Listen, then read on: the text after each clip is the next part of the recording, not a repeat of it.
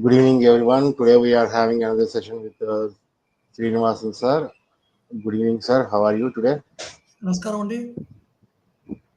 Yeah. Sir, I saw you in a newspaper clip. I mean, in the Hindu paper. I will show you the paper clip right now. So I would like you to present what is this and the relevant information about this. So I guess, Yeah. yeah, this is the news, sir. Indus Valley So, civilization should be. see, this was a Lifetime Achievement Award given to me by Honorable Governor of Tamil Nadu in a national seminar and conference that was held a week ago. So it was, I feel humble to receive this kind of a recognition. It's a tribute actually to our ancestors, our Pitrus, who have given us what we have. So the work on the civilizational studies should continue to involve a number of people so that we can all benefit from the advice given to us by our ancestors. Namaskar. Congratulations, sir, for receiving a lifetime achievement award for the same. Namaskar only. I am really, it's my pleasure to have you in my panel and doing so many sessions with our channel. Although our channel is very smart. Yeah, So thank you very much, sir. We will go into directly into the today's yeah, Namaskar. session. So today's session is about induscript accounting systems unified Yeah, economy in Meluhha, Indian Union. So this is our today's session. I am giving the panel to you, sir. Please go yeah, ahead. thank you. Narayanam Namaskritya Naranchaiva Narottamam Devim Saraswatim Chaiva Tato Jaya Mudirayat. We can go through the slide presentation in the context of understanding the writing system as an accounting system. This was created by the artisans of the civilization and the seafaring merchants who traveled all over Europe and made available the new resources that they produced, the new resources that they used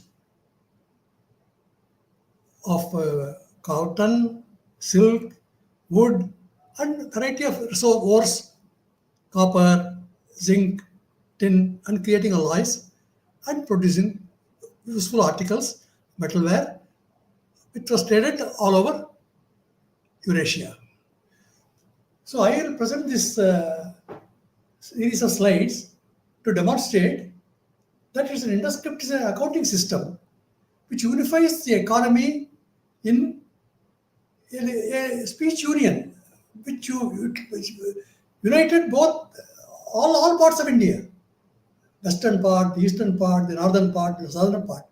So the linguists now accept that it was what's called a sprachbund, a language union, a speech union of Bharat Desam that seemed to have operated during the time when the script was designed. And the remarkable feature is that a number of inscriptions contain this one particular animal, which is very unique.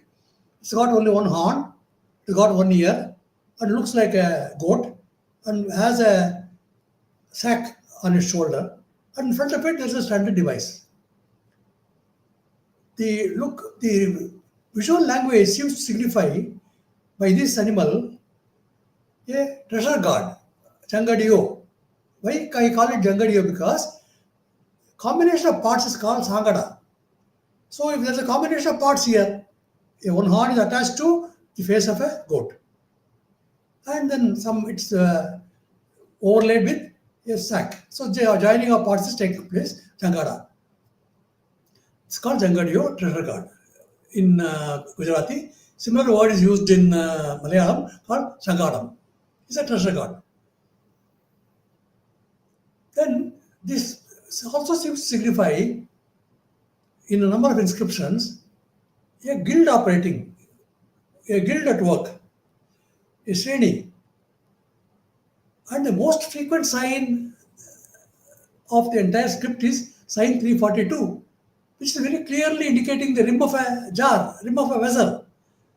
The word used in Santali is kanka, kanka. It's a cognate word in Sanskrit. In another number of Indian languages is Karnaka, Karna. Karna is a ear, handle of a vessel, Rigveda. Kan, Assamese, ear, rim of a vessel. Kan, ear, Bengali. Kana, Oriya, same ear. Maithili, Bhojpuri, Awadhi, all have the word, including Hindi, Kan, ear, of a handle of a vessel. Old Marwadi has Kana. Gujarati, Marathi have got Kan. Konkani has got Kanu.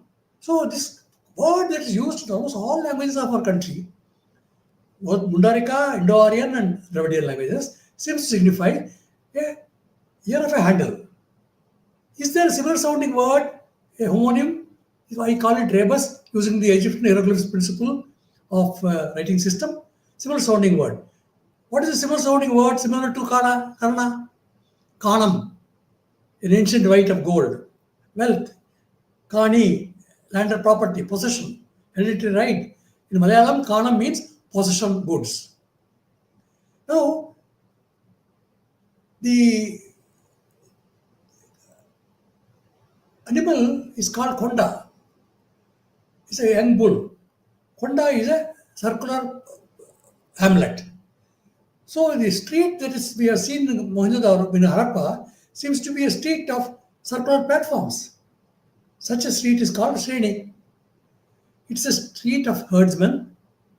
It's a guild. It's a samuha, Shri, trade guild.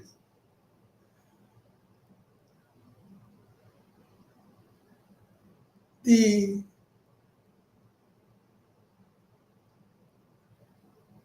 word that signifies a squirrel is also a very important sign in the script, which occurs in a number of inscriptions.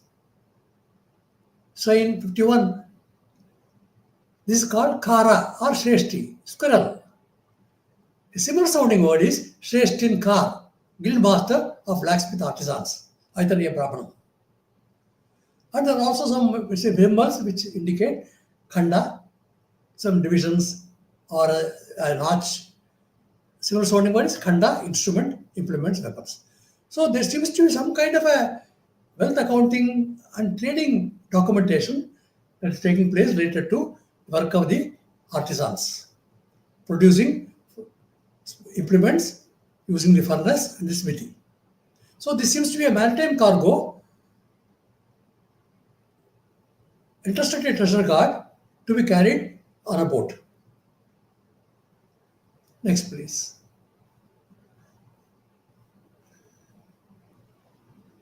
Now let's take a look at this remarkable seal, very often referred to as the Pashupati seal, seal number M304.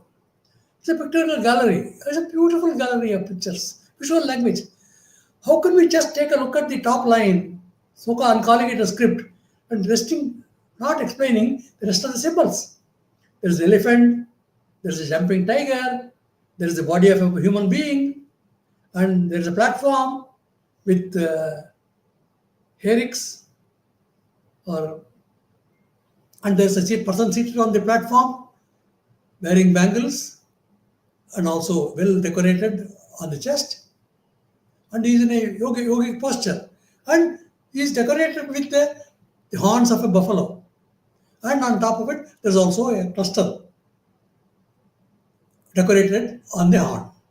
So these visual symbols also have to be explained together with the script symbols that are there written on top, like a fish sign or the famous sign 342, the Kannada, the rim of a vessel, and so on.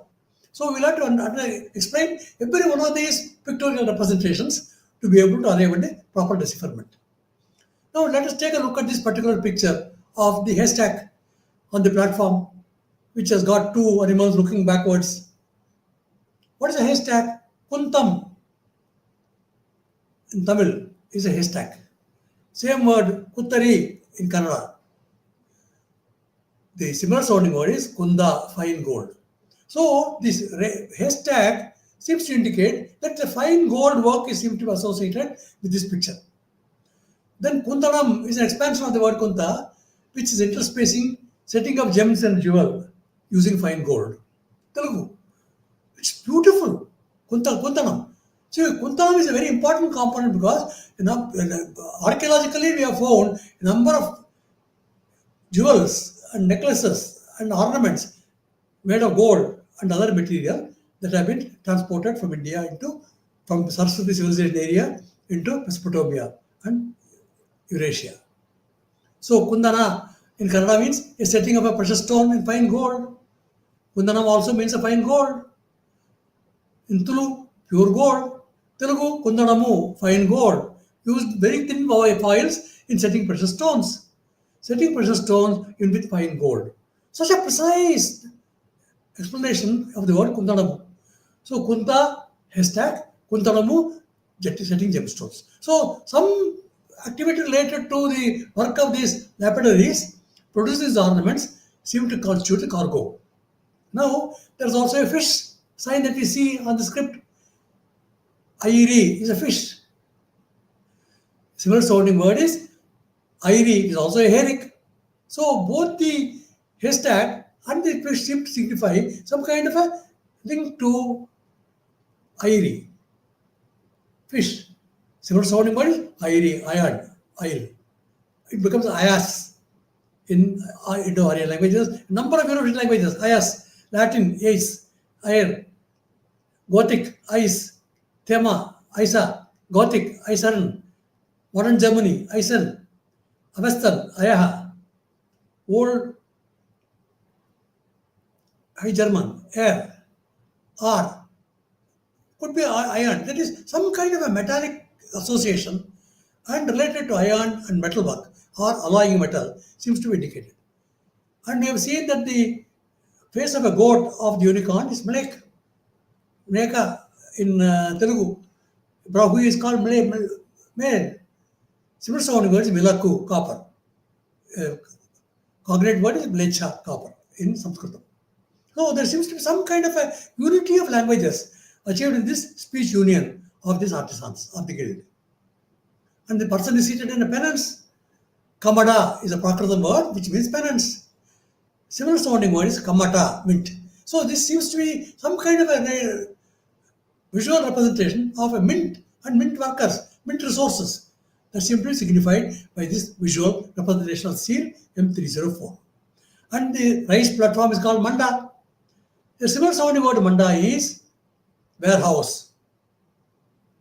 The horns that you have on the seal of M304, the person doing yogic penance, Tatera is a buffalo horn.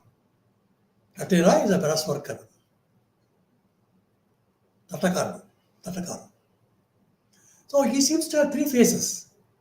And there is a specific word that is used in many Indo-Aryan languages called Trisaras, three-headed, son of Twashta. Twashta is a Twashtr, is a Tatan, is a brass worker.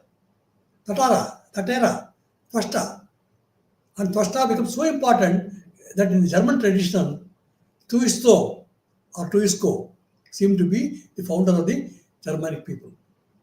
So now we seem to have some incredible historical information fused into this visual language. We'll go into it in great detail, step by step.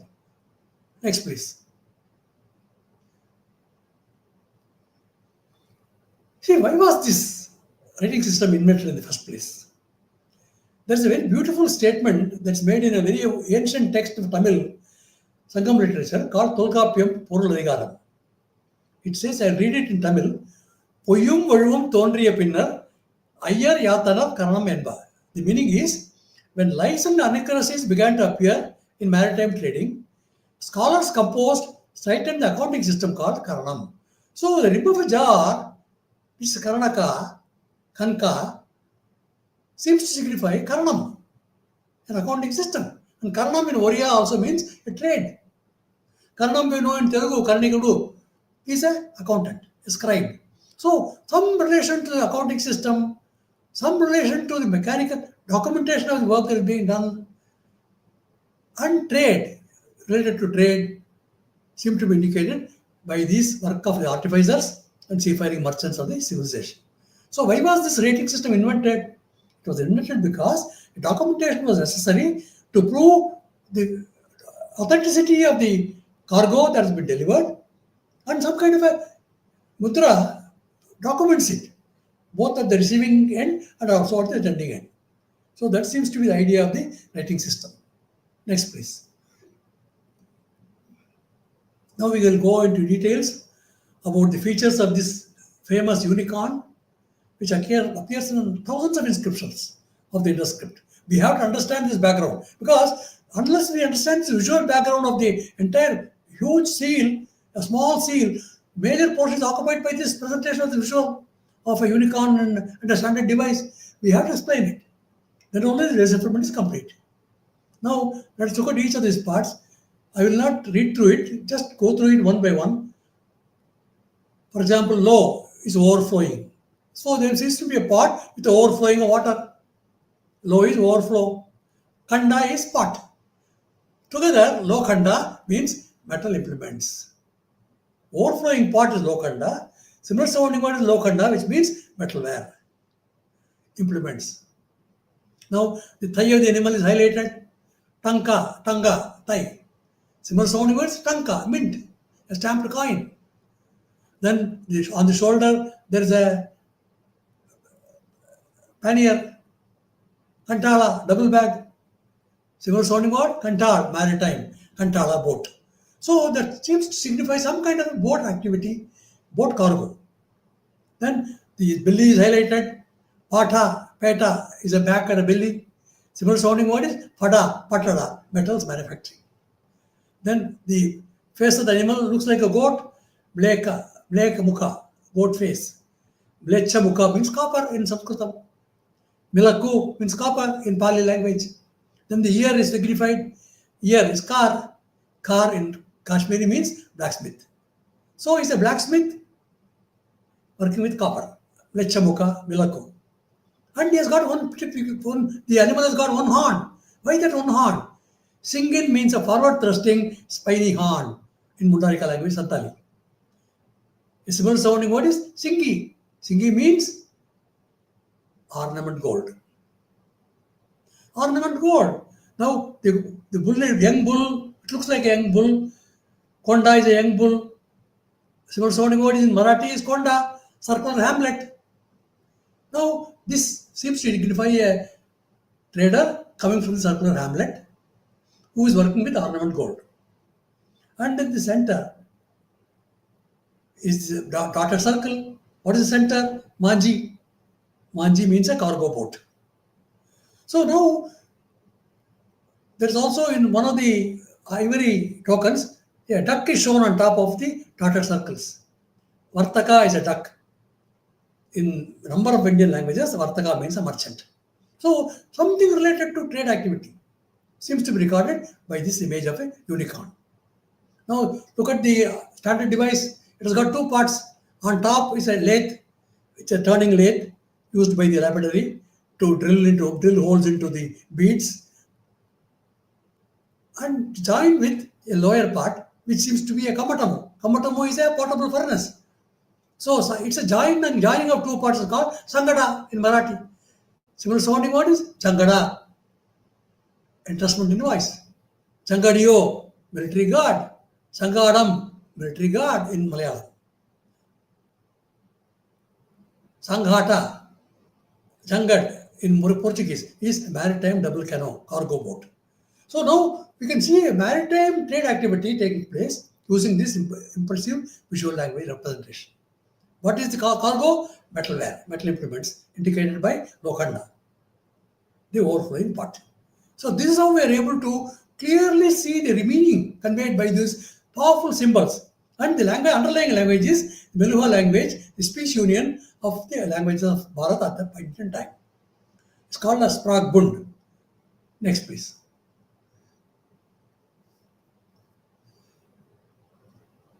Now, a remarkable seal has been found. I have given the reference where this seal was found. It has got some writing on top.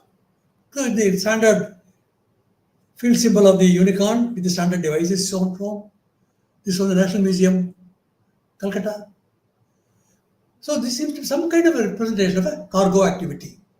And those three symbols on the top, written as a text script, will demonstrate, seem to relate to description of the cargo coming from the smithy and a furnace. Or it could be a crucible furnace indicated by the U sign, like a crucible, and with a ladle put into the mukha is a ladle. Muha is furnace produce. Three strokes. Kolmo is three. Kolimi is a smithy and a forge. Kolimi in Telugu. Kolimi means smithy and a forge. And there's an arrow. Khanda is an arrow. And we have seen Khanda means implements, metalware. Next, please. Now we will go into the details as you've seen of that references. M122 is the seal number. The same picture appears in Lothal, L146, and the citation of the text number is 7279. Bata is a rimless white mouse pot. It's like a crucible. Similar sounding word is bata, furnace. Then there is a ladle, a spoon, mukha's ladle. Similar sounding word is muh, ingot, or furnace produce. Then the three strokes, kolam, three. Similar sounding word, kolimi, smithy, forge. Then arrow is kanda, kand, stock or arrow in Oriya language. Similar sounding word is kanda, implements. So now we are able to see incredible number of seals. M1359, M670, M64, M956, M860, which contain this text script and also the same field symbol of the unicorn. So that means this cargo was very important. The cargo of implements produced from the furnace of a smithy and a forge. The furnace is the bata, indicated by the rimless pot. So there is a rimmed jar, which is karna. There is a rimless pot, which is kanda. Bata. Okay? So kanda is implements. Now, in one of the sign compositions, there is a sign 12 called kuti. In Telugu means kuti is a water carrier. Kuti. In Telugu. Similar sounding word is kuti. Factory or smelter. Incredible. So that means we are able to see the language is based on a similar sounding pronunciation principle but uses a full word. They are not alphabetic. They are words signified by each of these pictorial symbols. Then sign 340 we have seen Karna rim of a jar, Karna dispatch, trade, dispatch, accounting. Kanda is a notch on seal M670, M64, just a notch. Kanda. Reverse sounding word is Kanda, implements. Another way to represent it is Ganda 4 in one of the signs, one of the inscriptions. Now we can see the word fish appearing in seal M956. Aya is a fish. Airi we have seen is a fish. Aya is iron. Airi is iron. Ayas metal alloy, Veda. So now we can see fish is a very important component of the trade work. And the material had some trading value, barter value that could be used for maritime movement of this trade activity. Dhala, yes, slanted stroke. Dhalako, a large metal ingot. Similar sounding word.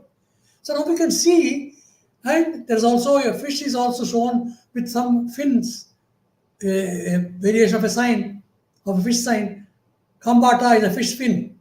Similar sound is Kamata mint. Now you see mint, smithy, furnace, metalwork, they all seem to be matching with these symbol compositions. Next, please. Now we will go into the details of the component analysis of the seal M304, the Pasupati seal. We have seen that the Tratta, the buffalo horn, is Tvashta. Tvashtra is a Rigvedic priest, Tvashtra. And he is the person, he is the Tattar, he is a brass worker.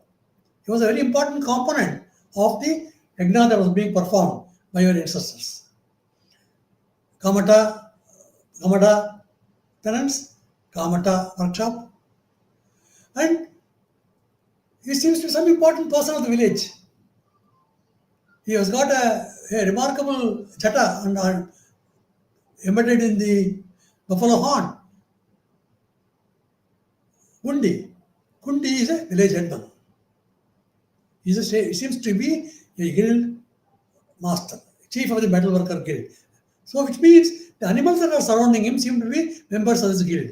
They could be different metal workers with different competence.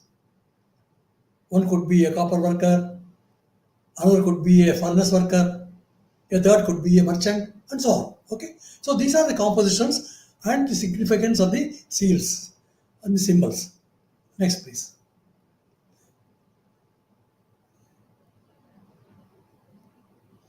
Now let us go through each of the components that are assembled together into this beautiful frame on the seal. We have got an elephant in front of a feeding trough. We have got a rhinoceros. We have got a jumping tiger. And we have got a buffalo, a wild buffalo or a bison. And a person with spread legs.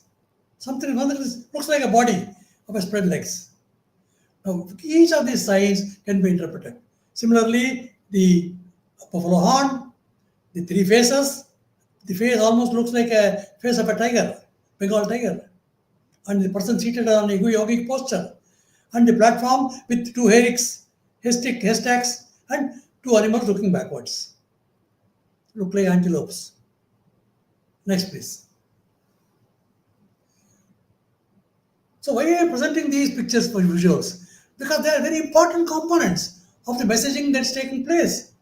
For example, elephant is a kariba or iba, elephant. Similarly, what is karba, iron, or ib, iron. Ibbo is a merchant. So in used a metals merchant, iron merchant. Then rhinoceros, kanda is a rhinoceros. Kanda are implements. Kanda also means a sacred fire pot, Agni Kunda. Then the buffalo, Arana is a wild buffalo. Arana means a smithy and a forge. Arana, wild buffalo. So now what you have seen here, Inip, iron, Kanda, rhinoceros, buffalo, smithy. So rhinoceros implements, buffalo, smithy, hip, iron. So iron, smithy, producing implements. These seem to be signified by these three pictures.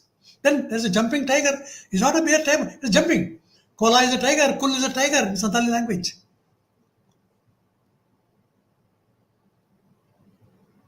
Kol means working in iron.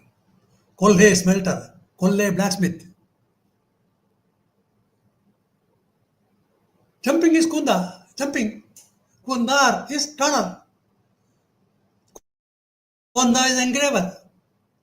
Or it could also mean jal, sudden leap. Jal means to soldering. Shal could mean combination of active action. Shalika means village of artisans. There is a body with spread legs. Body is med. Similar sounding word is med, iron. Karnaka is spread legs in Atharva Veda. We have seen Karana, scribe, trade, dispatch. So he is a merchant responsible for cargo shipment, Karani. And meadow is a merchant. Med, body, med, iron, meadow, merchant. So it seems to be some trader being indicated as part of the guild on the visuals. Now let us look at the haystack. We have seen before Kundam haystack, Uttari stack, Kunda fine gold. Kundanam setting up gems. Black goat, male goat, similar sounding word Bilakku copper, Blecha copper, Blechamuka copper. Dula two animals are shown here. Two goats. Dula two, Dul metal casting. So copper metal casting work is going on, where by the people who are embedding stones into fine gold. So the goldsmiths and the lapidaries at work are working with copper, and that is with ornament gold, and mixing up with gold to create an alloy of ornament gold. So this is the visual indication that can be deduced from the word glossary that we can draw from all Indian languages. Next, please. Now look at the person doing penance. Kamata. This is I have given the explanation from the Prakritam dictionary. Kamata means a person in penance. He is a restful penance pose. Man in dhyana, seated in penance, yogic pose. Similar sound word is kamata, workshop, Konkani language. Kamatamu, kamatedu, a man at the goldsmith caste. Kamatamu, in Telugu. Kamata, workshop. So goldsmith workshop seems to be indicated by this presence of this grand person doing penance. And he is wearing bangles all over the forearm and the shoulder. Kara, wristlets, bangles. Similar sounding one is Kar, blacksmith. So he is a brass worker, he is a blacksmith, he seems to be leader of the people, and he is a Tatar wearing the buffalo horns. Next, please. Now we can go through each of the components. We have seen Tatar. Remarkably, in Japanese, Tatara means a traditional Japanese iron smelter. So, brass worker in Indian context becomes a Tatara Japanese iron smelter. Tatar buffalo horn, Tatar brass worker, and is the head of the guild, iron smelter guild. Twashta. Tatar, Twashta is the Rigvedic word, a divine architect who was able to produce the material that was required for performance of the yajna. And Kol we have seen is a tiger's face. Kul is a tiger in Santali. Kol means a machine, a mechanical contrivance. Kol also refers to the people called Kols, an aboriginal group of people who are iron smelters, speaking a language akin to the term Santalis. Kol he, Kol is the name of the people. Walla, custodian treasure in Telugu. Karana, Kurakarana in Marathi means headman of a scribe account guild. Kul, we have seen, signifies a tiger, tigress in Santali language. So now, these visuals are so remarkable that we are able to find a number of words from the Indian languages which seem to match with several sounding words, producing meaningful messaging system. Next, please. Now we'll look at the complete picture. He's a Kolaka. He's a headman of a smelter guild. Kolaka, headman. Dhalde Kul, headman of a soldering guild, because the jumping tiger are also seen two jumping tigers held back by a person with one eye on another seal. Jal, sudden leap. Chalika, village of artisans. So village of artisans working together constitute this composition. Next, please.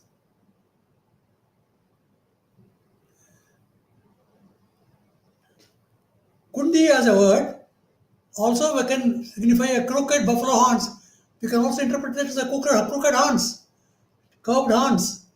Kundi means Kundiya is a village headman. Kunda, Agni Kunda.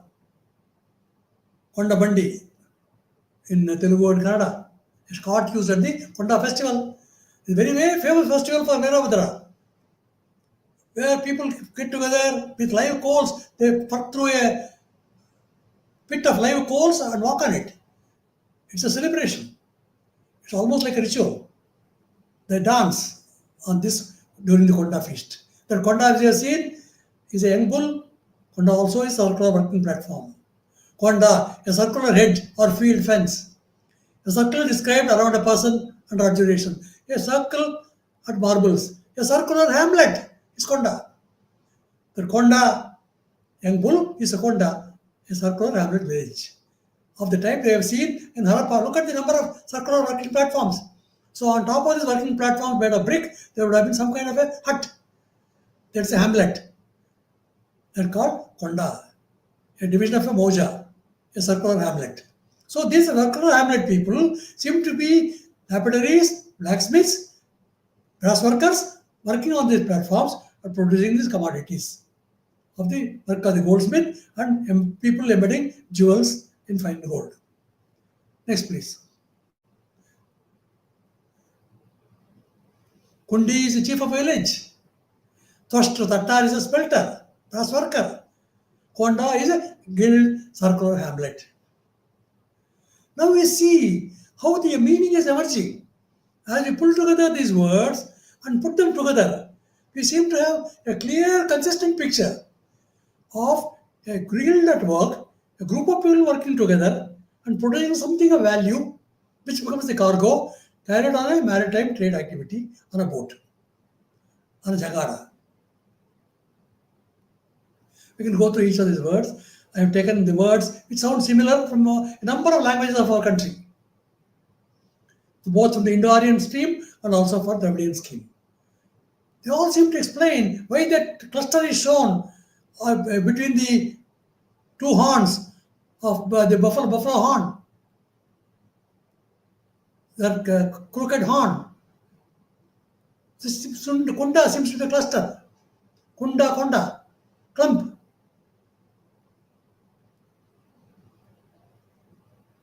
Dharmakunda, Agnikunda.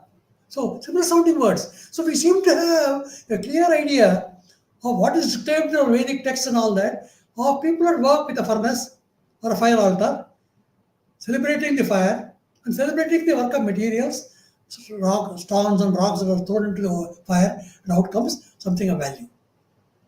The ore is being smelted. Ore is being melted. The molten metal is being used for creating ingots. So see, there seems to be a group of people who are working in the Bronze Age, creating new material. And they are inventing words which seem to signify both these symbolic flora and fauna words and also similar sounding words related to their life activity as artisans. Next, please. Chief of a village, Kundi. Thwashtra, smelter, brass worker. Tattar, buffalo horn. Tattar, Thwashtra, smelter, brass worker. Now look at this picture. He is called Tuisto in Germany. He is referred to as the founder of the Germanic people. This is according to the historian Tacitus. The same word is called Thwashtra in Rigveda. So they are cognate words. Thwashtra, Tuisto. So the Indus script, the Meluhha script, seems to link with the Germanic people of Germania. Tattar, Tuisto. In another context, is also referred to as Suisko, Taksha, a carpenter. So look at the words. Tataro, Tatera, brass worker. Tattara, brass worker, Prakratam. Totur, Kashmiri. Tataro, Sindhi. Tatiyar, Punjabi. Tatera, Punjabi. Tatero, Kumaoni. Tatera, Nepali. Tatera, Prohi, Bihari. Tateri, Maithili. Tatera, Hindi. Brass worker, buffalo horns. So now we see why these significance of the visual language. There are words in our languages which seem to have a clear match with these visual symbols and their equivalent words in the life, which describe the life activities of the people. Next, please.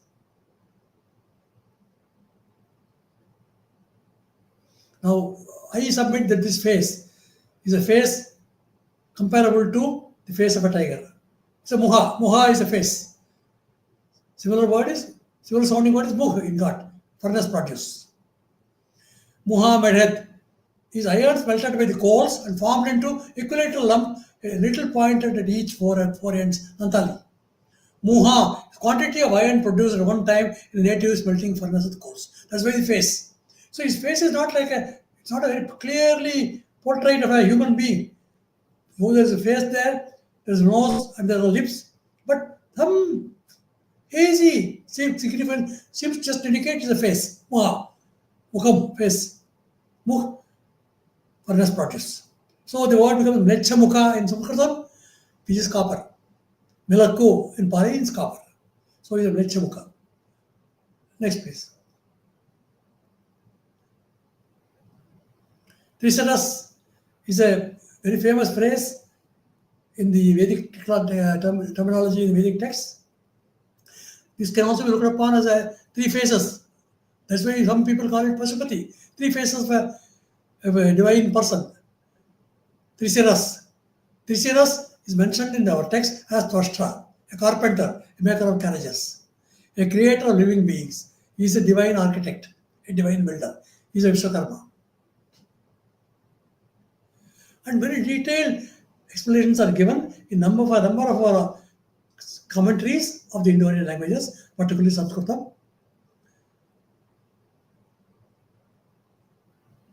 explaining the significance of the thruster, who is involved in the Soma Yagna, who recovers Soma from the fire altar. Thrust Aditya of a Saman. So, Thrust Aditya is the name of a Saman.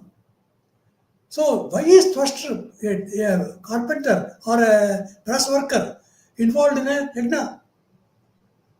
And he is elevated to a very high status, like a form of the sun. Thrust Aditya. Aditi. Aditya. So this is how the language has a very powerful way of creating metaphors of extraordinary divinity and respectful person who is venerated in this civilization. Next, please. Remarkably, a seal has been found, a cylinder seal has been found of the 8th century before Common Era.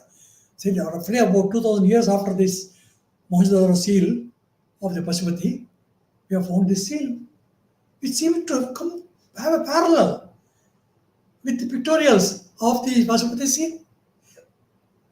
A four-faced bearded god, a divine scene of a bearded hero standing upon an apex, a mountain goat, and two winged lions. A bird is perched on their tails, and three faces, three siras. So, some kind of a symbolic representation seems to have been a continuing tradition that continued into 7th and 8th century in the Assyrian, Neo-Assyrian against cylinder seal. We can make a number of assumptions about the continuity. Next, please.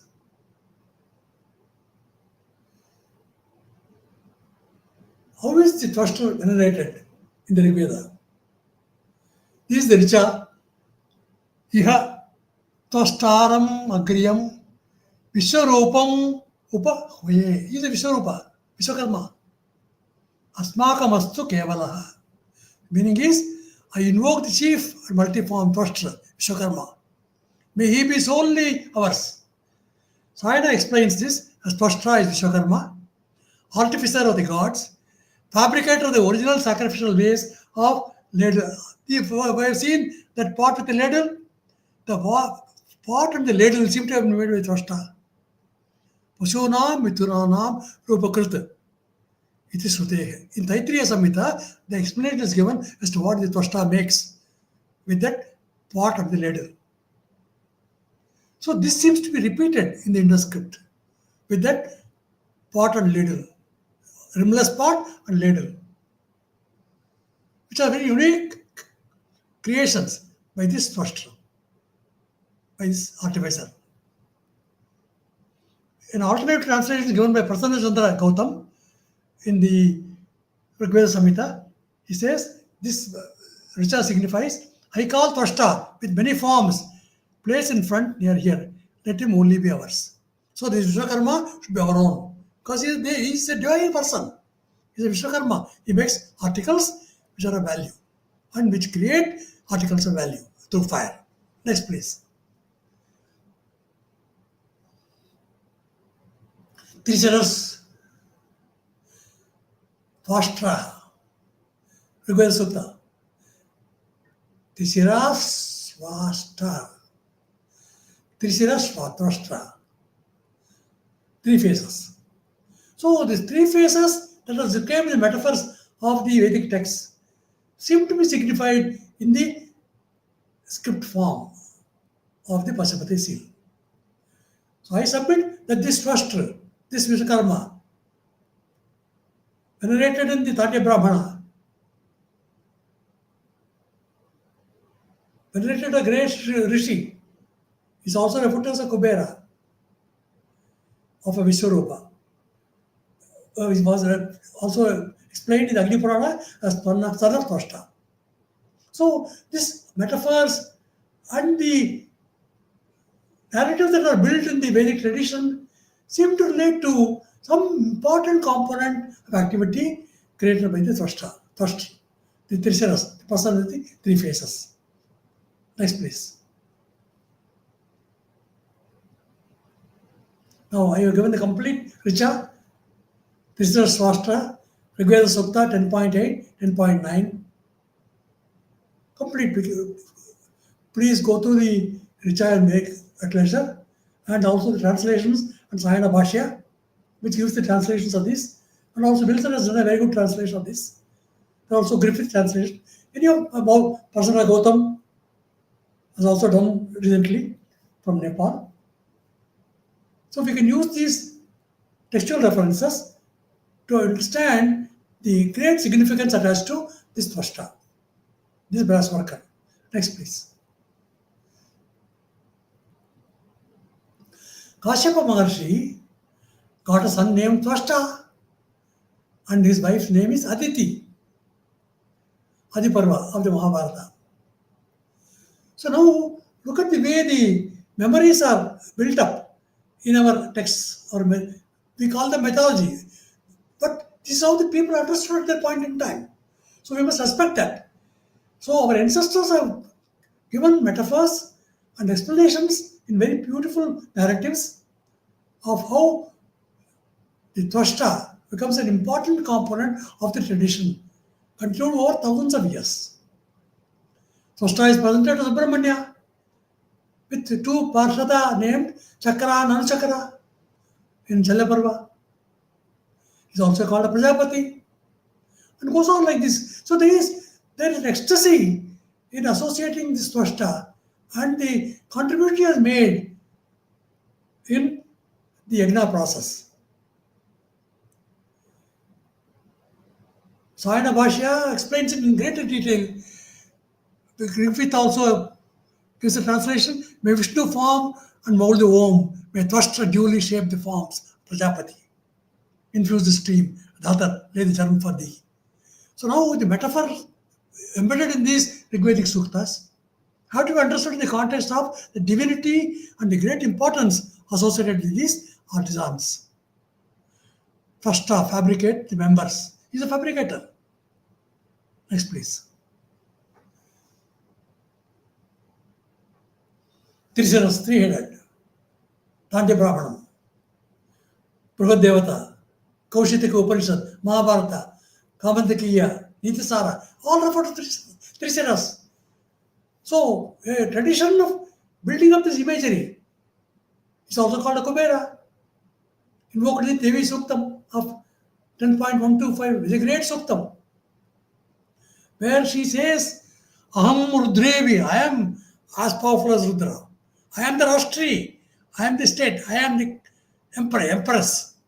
Sukta, Rashtriya Suktam it's called. It's also called Saraswati Suktam, Devi Suktam. Rashtriya Suktam, Devi Suktam. Look at the translations. Travel with Rudras and Vasus, with the Adityas and all gods. I hold aloft Varuna and Mitra, Indra and Agni, and pair of Ashwins. Metaphor of gathering and moving wealth is seen here. I cherish and sustain high swelling Soma and trust. I support. So there is somehow a metaphor is created for creation of wealth, which is an important component of the Rashtra. And Rashtra is built up by these people who have moved this wealth, this mover of wealth.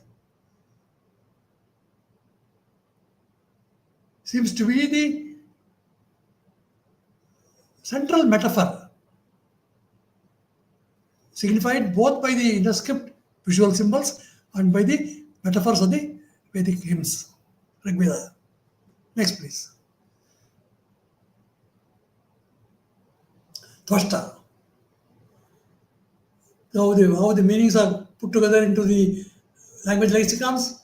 Hewn, made thin, fashioned, formed, Tvashta. Tvashta, carpenter, builder of chariots in Rigveda. So many references. Twashta is called a builder of chariots. He's also name of one of the 12 Adityas. Twashtar, one of the 12 Aditya in Tamil text, in Kurma Puranam of Tamil. Artificers, Twatan. The Twashta, a deity signifying the sun. He's one of the 12 Adityas. 12 Adityas. Next, please. Twata, a flowhorn, Twata. So look at the Telugu explanation. Twashta, carpenter, Vadlavadu, maker of the universe, Vishwakarma, Vishwakarta. Dwadasa is Lokodu. Tarkaran, carpenter. Darich, carpenter. Kot Taksha, Tachan. Tuisco, founder of the Germanic people. Tuisco. Taksha. Next, please. So these are the words that will match with the symbols. Meda, sacrificial oblation. Meda is a platform. Meda is sacrificial oblation. Meti is a chief.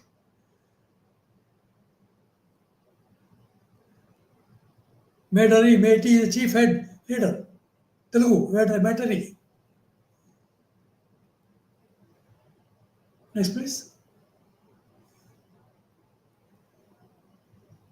Now, the person with the standing person, and very clearly a notch has been added to the spread legs. Kandaka, 2 legs spread.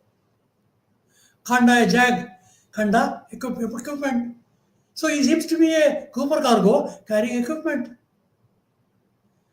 What equipment? Iron equipment, med, body. Then there's a clause of a crab in the text script. Dato, it's a clause of a crab. Srinivasan word is dhatu, mineral.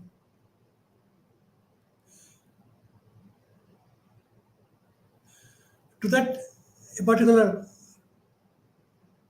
ligature is added. Kunda, a bud. Konda, a kiln furnace. Kundana, setting up Jones.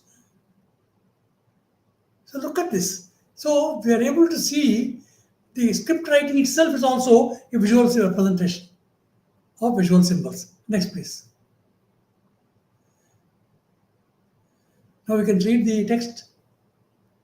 Vartaka, a wooden implement, a claw, is called Vartaka. Vartaka is a merchant. Vartaka also is a horse hoof. Vartaka is a merchant. So there is another type of tongs that are shown. That could be the Vartaka, a wooden implement formed like a claw to hold on a pot from the fire. You take it out from the fire altar. That's the tongs that are used, Vartaka. The merchant. Dato, class. Could be an alternative way of signifying this. Harakuta is brass. Hara is brass. Kuta is combination, alloying.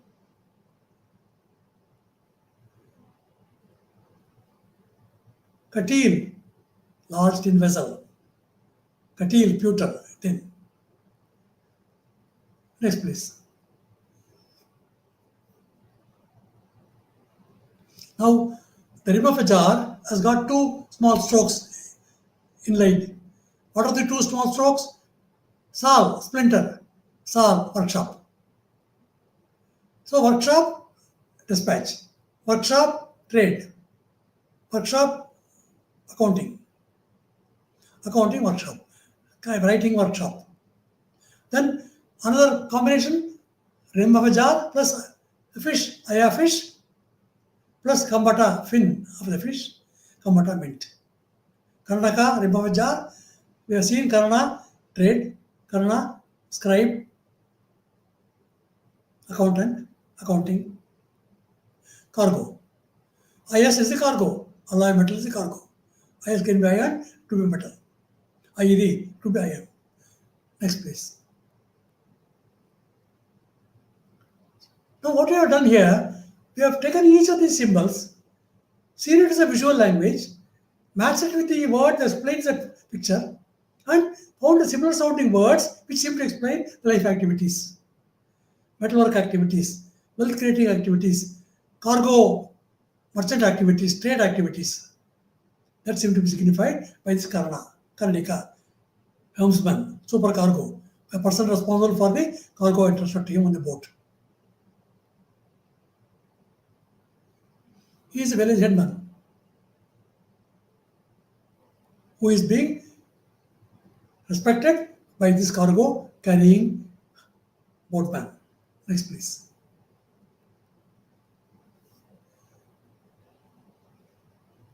Now we can see another seal which shows the boat.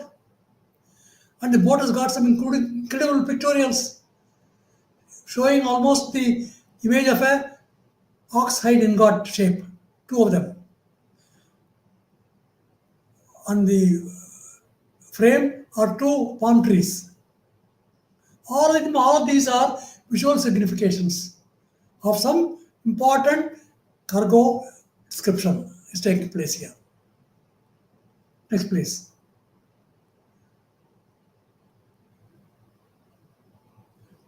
What is this test script say? Column is a cob. Colma is a seedling. Columi is a smithy. Young shoot is a koru. Koru also means a bar of metal. Kol is working in iron. Bar of metal could be kol. Koru, sprout, kol, working in iron. Kollan, blacksmith, artificer. Kande could be a head of a year. Kande could be a stone ore. Next, please. Now, each of these signs can be gone into in great detail. See, there could be different interpretations, but looks like what can be compared with an object and how the word can be related to the object is what's attempted here. So, that is what the visual language does. It's a picture writing system. Med body, med iron.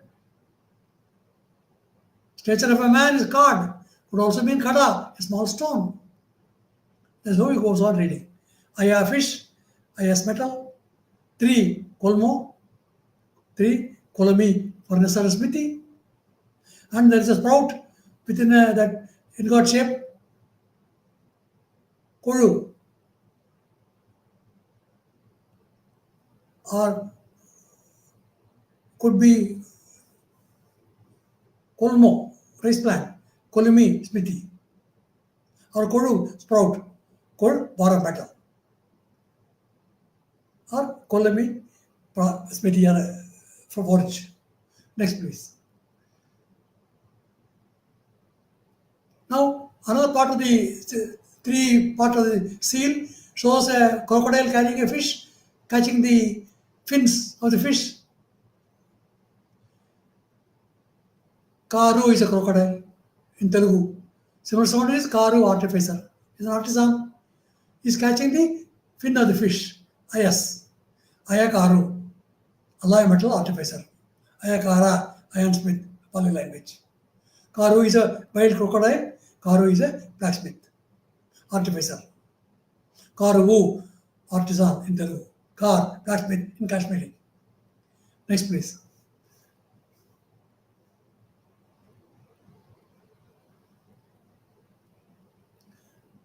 You can see crocodile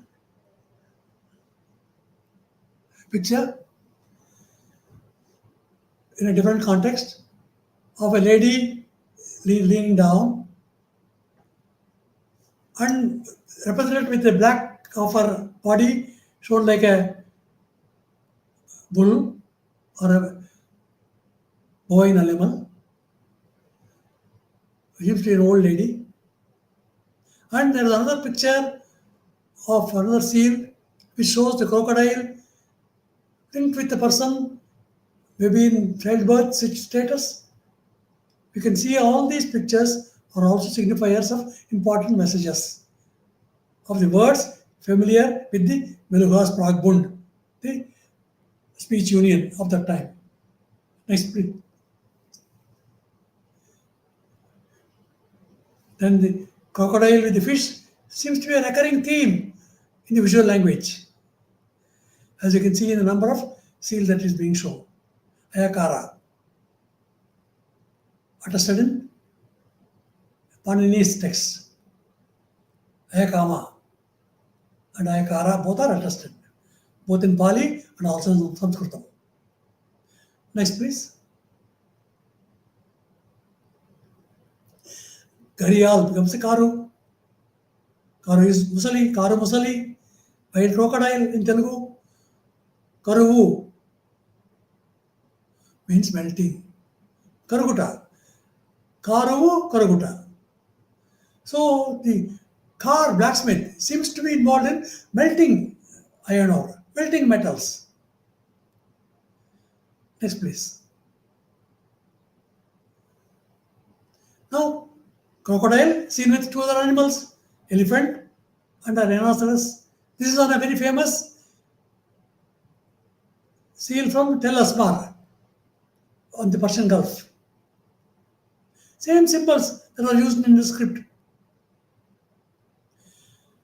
Elephant Diba, hip iron, Khanda rhinoceros, Khanda equipment, metalware, and crocodile, Karu, melting, artificer, car, blacksmith. So now three parts, three pictures can be joined together. Iron, equipment, blacksmith. Next, please. Now another part of the three prisms field is the boat, which has got two palm trees. What is a palm tree? In Hebrew language, Tamar means a palm tree. Tamra means copper. Tamramo. So, copper. And what are the two in between? Oxide ingots. Dharaka is a large metal ingot. What is the name of the boat? Bagala. Bagala means the seven mothers. Suptamatrika, Bagala, Arabian merchant vessel. And there is a bird perched on the boat. Karanda Omu. Karanda is hot metal. Karandava, a duck. Karada, hot metal. So, copper, hot metal ingots on a bagalo. Bagala, another boat of a particular description. Bangala is Bagarage, is a kind of vessel. Angara Shakati. Bagalo can also signify an Angara Shakati, a portable furnace in Telugu. Bangaru, Bangaramu. Bagala, Bangaramu. Next, please.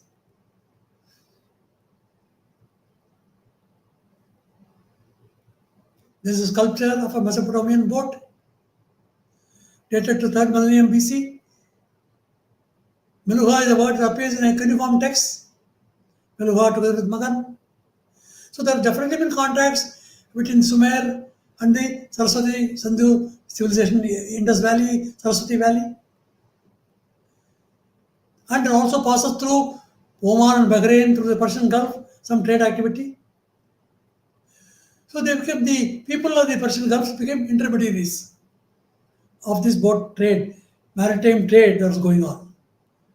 So Meluhha is always referred to as a rich and famous distant land, which was the source for the material coming into Mesopotamia and Sumer. Next, please.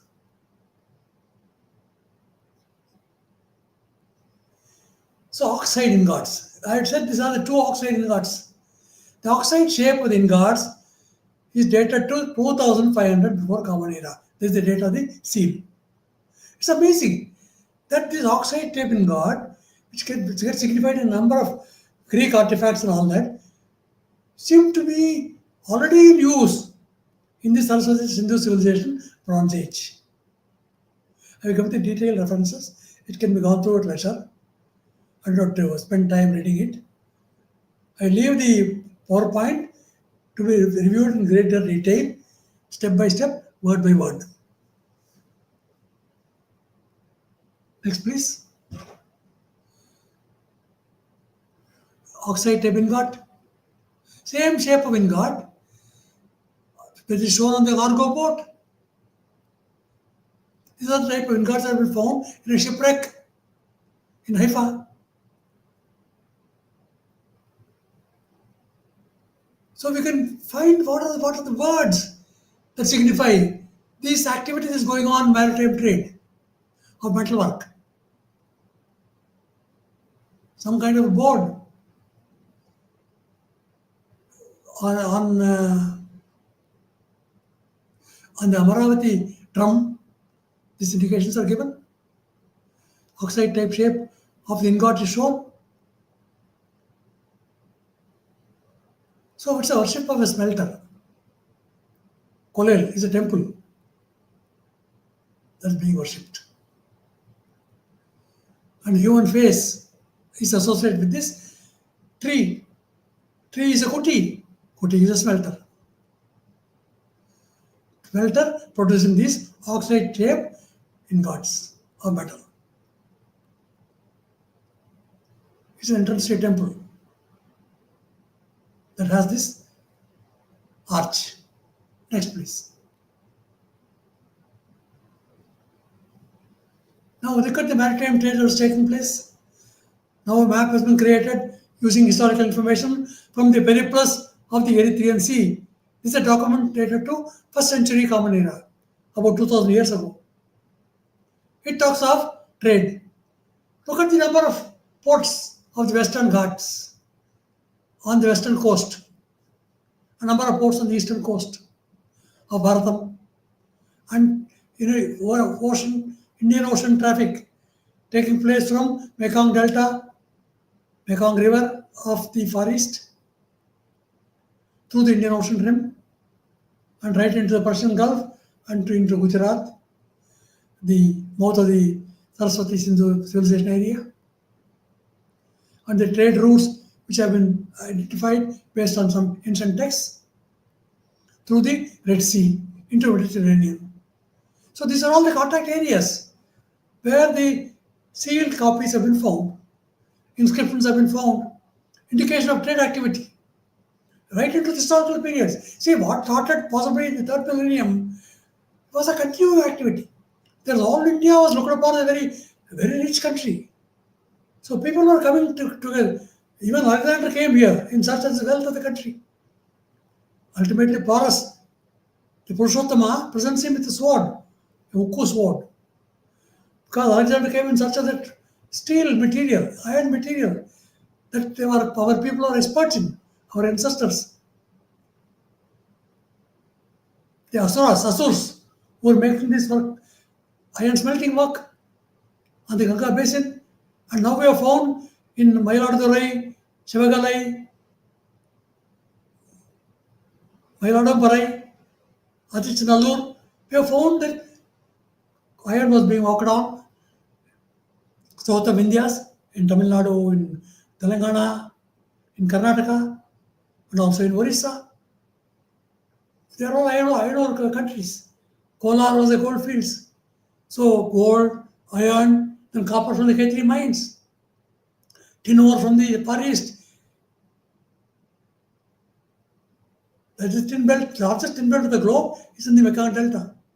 So tin from Mekong Delta, copper from K3 mines, iron, gold from Kolar gold fields and South India, and zinc was coming from Zawar mines in Rajasthan. So we have copper from K3, zinc from Zawar mines, tin from ancient Far East, Mekong Delta. So tin and joined together with copper creates bronze. Zinc together with copper creates brass. So these are two alloys, bronze and brass. There are also iron pyrites are used. And we have found evidence of working into iron also in the Sarasvati civilization area. Evidence have been found. I have quoted in some presentations about iron material that were found in the Sarasvati-Sindhu civilization area. Though they have not been very precisely identified with reference to smelter work. But iron materials were there as part of the artifacts. Iron pyrites were used as part of the material. And copper has been proved to be sourced from only K3 mines for the entire Eurasian copper trade by a brilliant article in Ironica Antica. So that means here was a rich country, a rich area of the Sarasvati-Sindhu civilization area and the Bharatiya civilization area, where a lot of resources were made available, and there were artificers at work producing these wealthy commodities, and they created the maritime trade. Now it's up to the historians to recreate this maritime trade and take it back in time. Now we have got evidences of the 9,000 seals of the Indus inscriptions available. We can try to interpret them to see if they signify any of these material activity or maritime trade or wealth creation activities. Seem to be very relevant in terms of understanding the purpose of the messaging system, the purpose of the writing system as an accounting system. So with this kind of a background, I think it will not be too difficult for us to recreate the economic history of the country, which has been recognized to be the major health producing country in the world. It was the wealthiest country in the world. Magnificent share of GDP was coming from Bharat. Next only was China. Right up to the 17th century Common Era, from the 4th millennium, India was in the pinnacle of wealth. Why? They were working with these staple sources. They were working with the wood resources from the Himalayas and the Ghats, Western Ghats, Eastern Ghats. And we were producing cotton, and also producing silk. So silk, cotton, textile industry, foundries, smithies, forges, smelters. So this activity are major components of wealth. And the wealth creation further was amplified by the trade. So trade became a multiplier for exchange of goods and so on. So the multiplier effect created by this maritime trade activity is a very significant component of the creation of wealth of the nation. This has got to be very clearly understood that the resources available today in these earliest epigraphs of the country, the induscript, which have now been produced in 5 volumes, and 6th volume is coming out this year, with maybe about 1,000 more inscriptions, finally recording the Dholavira, Kalibangan, Rakigadi, Kunal, and the Gujarat, Khan of Kutch sites, all the resources consistently using a writing system which is consistent with the use of the symbols and conveying messages precisely. So we don't have to attribute it to an alphabetic writing system at all, not necessary, because the visuals are so emphatic. We can flora and fauna of the languages of the country can match with many of the symbols. And they will have corresponding similar sounding words called homonyms, which give us the reverse meanings of the life activities. So we can reconstruct the economic history of the nation right from the 4th millennium BC. That is the resource that we have got through the induscript. So the maritime trade from the western ports of ancient Bharat are matched by the trade activity also the eastern ports of Bharat with the Mekong Delta. And more important than this Indian Ocean trim was the fact that most of the rivers systems of northern India were also navigable rivers. Saraswati was a navigable river. Sindhu was a navigable river. Ganga, Yamuna were navigable rivers. Brahmaputra was a navigable river. Very gentle terrain. So it was possible to transport this Mekong Delta thin also through Brahmaputra, also through the Bay of Bengal into Orissa and Bengal, and loaded on to the boats on Ganga and Brahmaputra, carried into Ganga Yamuna boat towards Rakigadi.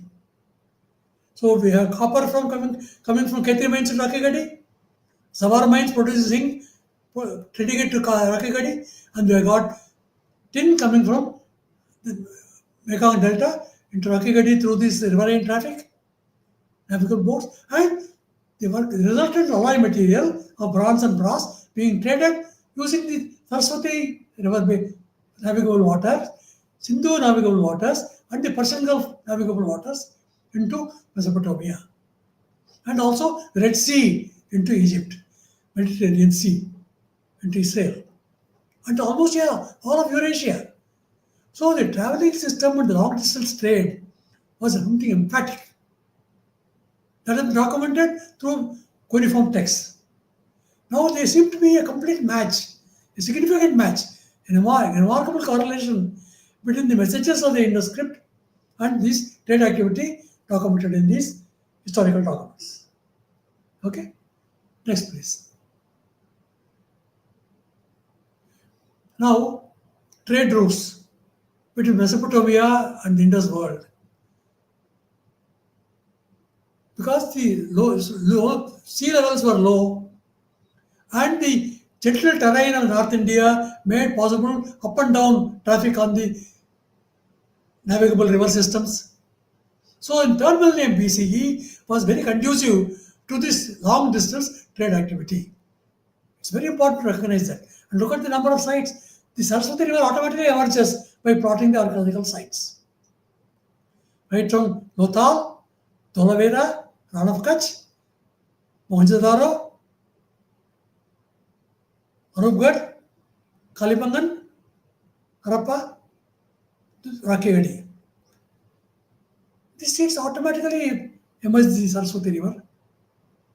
On the river basin were 2,600 archaeological sites. 90% of the sites are on the banks of the river Saraswati. So this Saraswati Indus Valley civilization, Sarasvati-Sindhu civilization or Saraswati civilization was a very major epicenter of economic activity or for industrial scale of carrying on this trade route activity. Next please. Now we can draw the maps showing the resourcing of materials, what were the raw materials, where were they coming from, and what were the finished products that were going out. So brilliant mapping has been done by Randall of the sources which contributed to the materials that were used in the civilization activities. It's an extraordinary map. So we are able to now pin down how the resources were used in the industrial activity, maritime artificial activity in these circular working platforms of Harappa and Mohenjo-daro and other places. Next, please.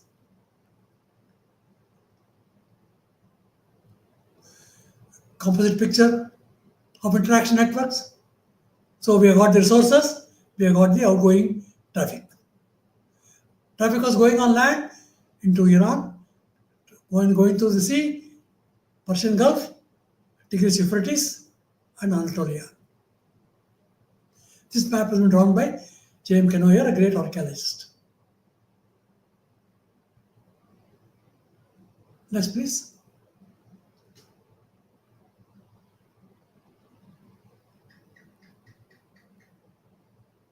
So he calls it an integration era. This particular timing, 2600 to 1900 BC. The revolution started about 4000 and continued beyond 1900. But the core area was this integration area, where we can clearly demarcate the maritime routes, the trade routes, both on land and mountainous terrain, which seem to indicate there is an exchange of ideas and words, exchange of material, bartering that was taking place in a very extensive area. That's how the Meluhha area became a very large Bronze Age civilization area. It was a center of activity, epicenter of the Bronze Age. And of course, on the Mesopotamian area, a lot of fighting was going on, control for territory, wars were going on. That's a different story. But in terms of material resources, this seems to be the centerpiece. Next, please.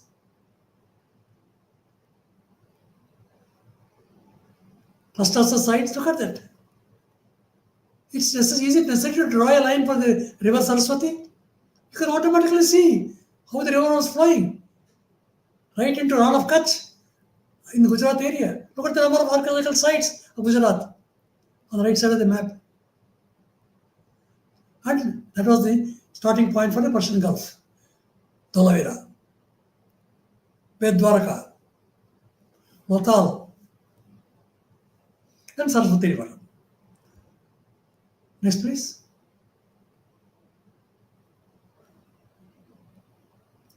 These are possible 10 routes in Eurasia that have been documented based on the texts, uniform texts. Thousands of uniform texts have been found.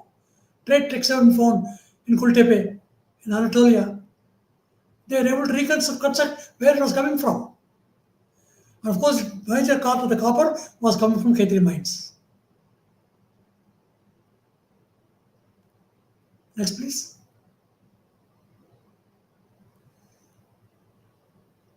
Now we can see how the standard device, which signified the maritime trade activity, gets represented in a number of inscriptions in a variety of styles.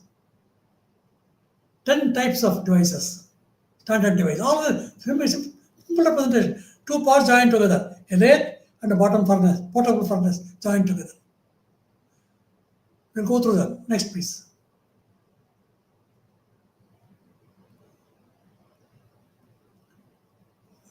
Portable furnace, lathe on top, lathe covered with a coconut shell or something like that. And on top there is a script which shows a palm squirrel, chased in car. Palm squirrel, chased in car is a guild master. So it's a guild master's material. As shown on the Nindavari seal. Nindavari Dam guild master inscriptions. And also shown 7 dotted circles. Iya is 7. Yaku is steel.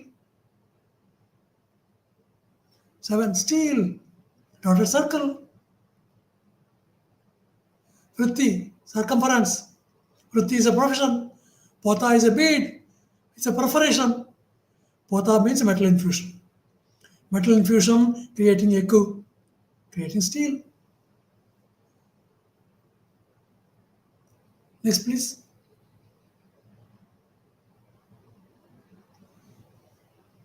Palm squirrel, very clear. It gets stylized into a seal, into a particular sign, sign 51. Kara, squirrel. Shri, clinger, squirrel. Flying squirrel. Similar sounding word, Shestin car, guild master. Very specific. Next, please. In the guild description, guild master plus what? The crabs, dato, class of a pincer, class of a crab, dhatu, mineral ore, and the T sign, Kannada, Karido, Karicomb, is used for brushing the animals. Karido, Karicomb, silver, Kannada, hard alloy, from silver, iron, etc. Kannada also means a day book. So a day book of metalwork of the guild master. That is the inscription. Next, please. Now we can see the inscription and read through each of the signs. We can make meaning out of it in the context of the field symbol of the unicorn and the standard device, which signified maritime cargo carried by a treasure guard. What is the material? Manifest, cargo manifest. Next, please. So we can go through each of the detailed components of the work that was being done by the Karnikas, the Karanams, accounting that was being carried out, and how each of the strokes of the writing system of the script can be identified in the context of the cargo manifest, metal implements, producer of iron furnace. Next, please.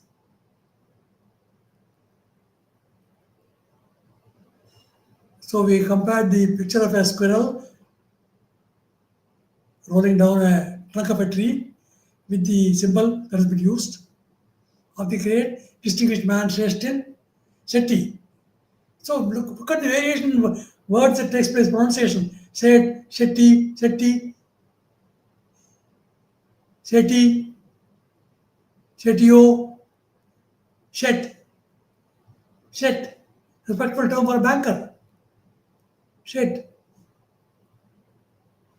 Shrestin, little master. So words meanings may change over a period of time, but the core word seems to be signified in a variety of pronunciation variations.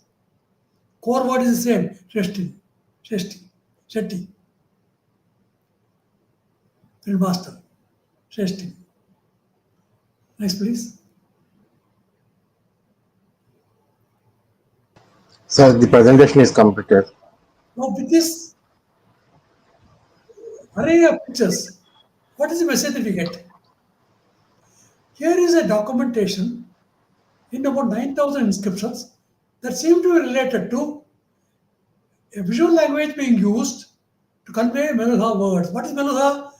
Is a sprachbund, a Desi Bhasha, the artisan's speech with pronunciation variants.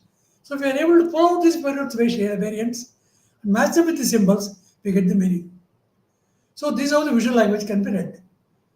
Comparable to the work that was done by Champollion for the Egyptian hieroglyphs. But he took up only the consonant words. But here we are able to see word itself. It's a logographic system. Full word can be seen from the visual symbol. We don't have to make them into alphabets or even syllables. So the string of words put together create a gallery, a glossary of the trade glossary of that time. Okay, that is the purpose that is served by this induscript. We'll continue in the next session. Dhanyavad. Namaskaram. Thank you very much, sir, for your valuable session. We will meet again in the next week. Until then, Namaskaram. please, thank you very much, sir. Thank you, Pa. Thank you. Thank you. I am ending the session now. Namaskaram.